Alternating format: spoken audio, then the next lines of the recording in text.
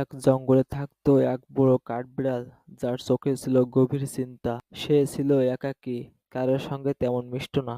একদিন রাতে সে দেখে এক রঙিন স্বপ্ন, রামধনুতে ভরা এক জগৎ। স্বপ্নে সে উড়ছিল, গাছেরা গান করছিল, ফুলেরা কথা বলছিল। ঘুম ভাঙতেই তার মন ভরে যায় কৌতূহলে। সে ভাবে, এমন জগৎ কি সত্যিই আছে? সিদ্ধান্ত নেয়, এবার বের হবে সে রঙিন জগৎ খুঁজতে। হাঁটতে হাঁটতে সে দেখে রঙিন প্রজাপতি, হাসিমুখ পাখি। পথে তার সঙ্গে বন্ধুত্ব হয় এক খরগোশের। খরগোশ তাকে দেখায় পাহাড়ের ওপরে একটি সুন্দর উপত্যকা।